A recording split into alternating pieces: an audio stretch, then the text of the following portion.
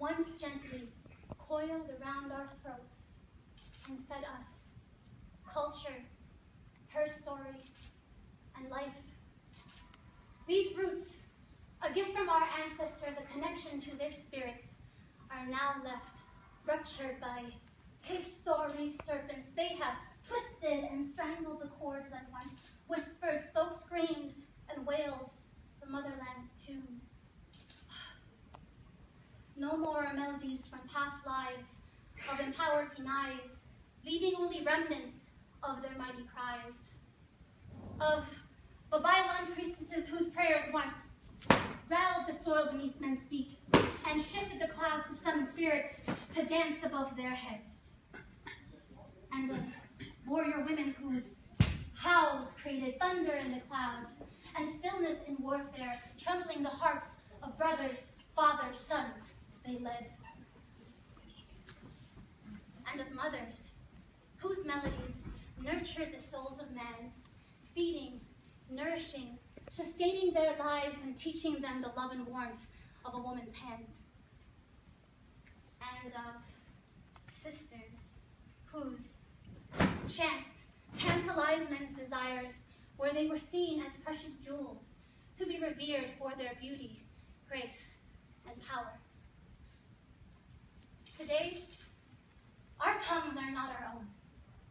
They have been turned transparent, and no more are the vibrant rays of color the Pinay in past lives once breathed into the air. With each exhale, they painted the horizon with words, harmonious sounds now unknown to us. Our ears do not recognize the Pinay's voice.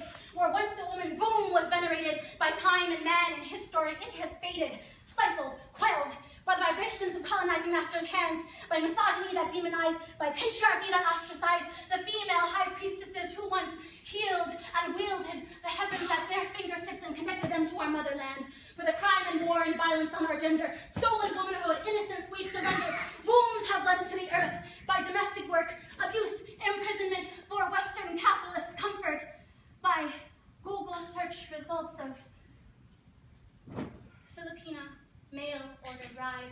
Sexy brown girl looking for a good time, exotified. The young Pinay has been hypnotized, and the words that want to crawl up her throat slowly roll off her tongue, press on her lips from the depths of her belly where the echoes of her ancestors and their poetry and profundity are born. These roots we have as time passes, not fought for, but mourned. They cannot be released. But today, we seek change. So, let us have our voices, let it shake the world around us, where the trees will timber, the seas will crash, the earth will split open, and words will emerge in battle cry, prayer, chant, and song, because to merely speak after centuries of silence would not do a Pinay's voice justice. It would do even more wrong. You will feel it in your heart and your limbs as sounds ring through the air, through rediscovery, through the struggle. Makibaka wagmatapo. We shall not fear, because this is the her story that we will create for our daughters, to give back to our mothers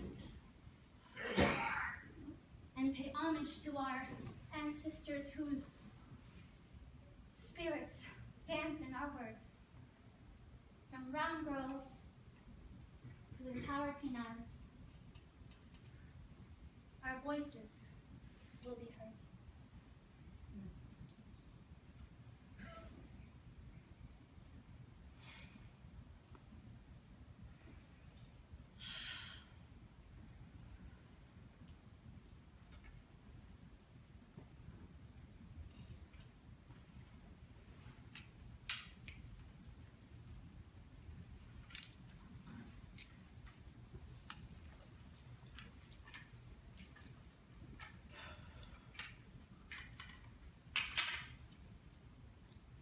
I was there in the Philippines when I was told that I was not a Filipina, but a Phil-Am.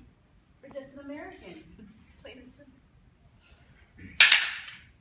People, they'd look at me.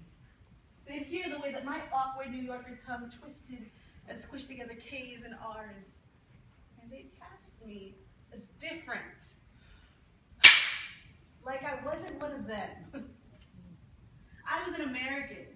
And that somehow made me better than them because I could speak English fluently and I could assumably afford lots of cool, expensive stuff. But it also made me worse than them because I dressed provocatively and I didn't have what they considered good manners or modesty. I was there in the Philippines when my bombshell body was picked apart for its measurements. I was too fat, too healthy, not attractive because I wasn't a size small. Hell, according to this country's standards, I was a size XXL. Imagine. Me, the vixen with the hourglass figure, all of a sudden considered unattractive and fat. I was there in the Philippines when I was bombarded with ads for whitening creams, when it was the girls who looked Korean or Chinese who were the ones that were fawned over, when the best thing to look like, ironically, was a foreigner.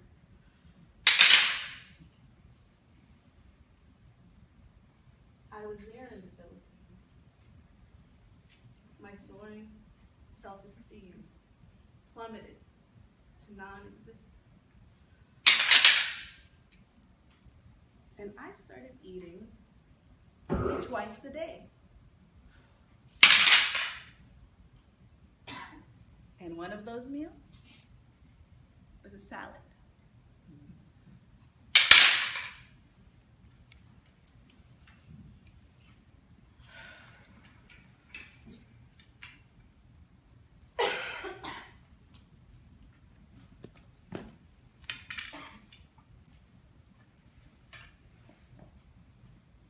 I was 6 when I scraped my knee. So in response, my father said to me, "Ay sus, you cannot be Miss America." But Pa, would you ever say that to my kuya?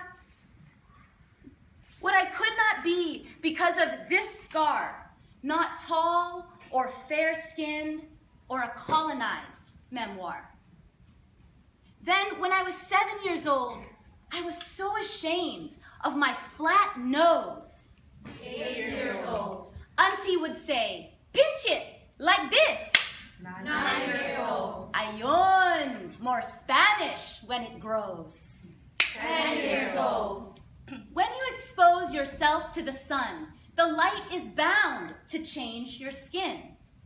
That light makes you dark, and so you are told, 11 years old. choose the yan, not the yin. 12 years old. Bakit itim na ka ba?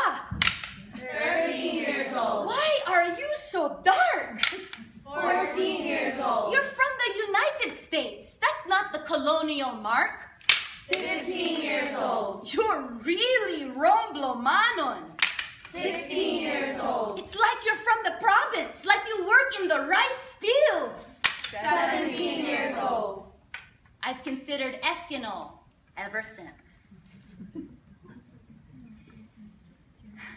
There's a congratulations if I dated white. A family social status put on the fast track. Had nothing to do with who I was on my own. So how do you value me if I am dating black?